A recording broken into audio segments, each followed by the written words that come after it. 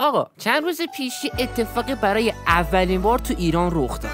تئاتر انیمه.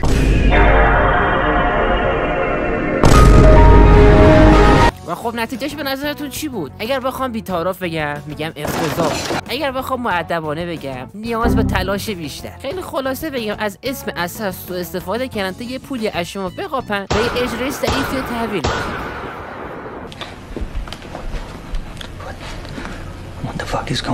نکته جالبش هم اینجاست که آقا این اثر کپی رایت داره، به هر حال باید اجازه صاحب اثر گرفته بشه. کپی رایت چیزی که تو ایران جوکه، اگه جوک هم جوک‌تره حتی. اون برای اگر بخوای اگه اثر تئاتر بسازی باید برید نمایشنامه، کستی همون بازیگرا، اینا رو همه رو باید نشون صاحب اثر بدیم. اوکی که دا تازه میتونی برید تئاتر رو برگزار کنی و نه فقط این، یه درصدی خب به هر حال به صاحب اثر میرسه که خب با توجه به تورما و قیمت دلار توی ایران اگر ایسای ما قرار بود، یعنی صاحب اثر قرار بود بهش چیزی به واسه این تئاتر یه $100 کاسب میشد.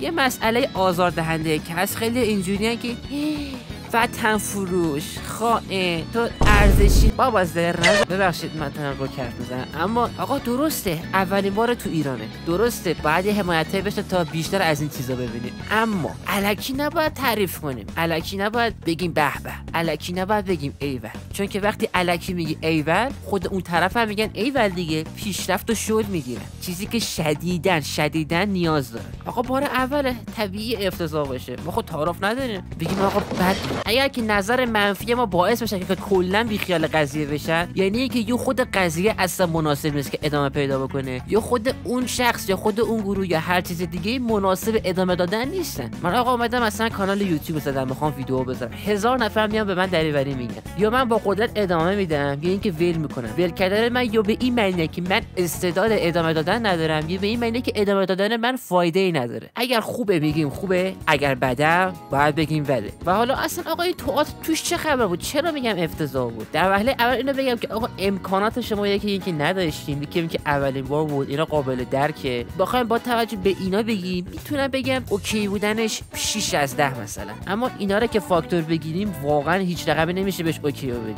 مثلا آقا این چه ارنیه؟ ارن موهاش چرا بلند نی؟ یعنی یه کلاگیست تو کل اون گروه تئاتر نبوده بذاره رو سره. نمایشنامه‌اش واقعا بد بود، دیالوگا واقعا بد بود، انگار دیالوگاش یه جوری بود انگار رفته بودن پیش یکی گفته بودن داداش میخوایم برامون در حد 100,000 تومان دیالوگ بنویسی. یا علی.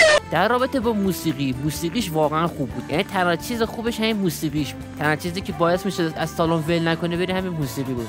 تایتان ایران هم همون جوری گذاشتن اون وسط که بگن آره تایتانی هم به هر حال تو تئاتر ما هست. و خب یه کلیتی که اصلا به نظرم ز بی خوبون همه چی بعد این برزیل سوال این بود که یکی اینکه آقا بدون اجازه برداشتن از اثری که کپی رایت داره استفاده کردن و مفتی که نمیدن برگزار کنن، پول گرفتن به هر حال بابت بلیط تئاتر. و خب درک میکنم نمیشه، و خب به صرفی که نمیته اجازه رو بگیری از طرف، پس آقا حق نداره همچین چیزی تو ایران برگزار کنیم، جور در نمیاد، پس میتونم حق بدم یه جوری. خب و اما یه مسئله که حتی اینم مهمتره، وقتی که برای اولین بار میخواین از یه انیمه تئاتر برگزار کنین، چه اصراری بود حتما اتک آن تایتان، کلی اثر خوب دیگه بود که میتونستین ازش تئاتر بهتر، حیات نمایشنامه بهتر در بیاره، چه اصراری بود اتک. غیر اینه که اتک محبوب ترین و معروف ترین اثر انیمه چهارا توی ایران چه تو کل جهانه. یعنی چی؟ یعنی مخاطبای بیشتر، فروش بیشتر و استقبال بیشتر، تبلیغ بیشتر. به نظرم اگر یک انیمه دیگه یا برای موضوع تئاترش انتخاب میکردن خیلی تئاتر بهتر در میومد. و آقا دست روی چیز سنگینی گذاشتن. بخوام مثال بزنم،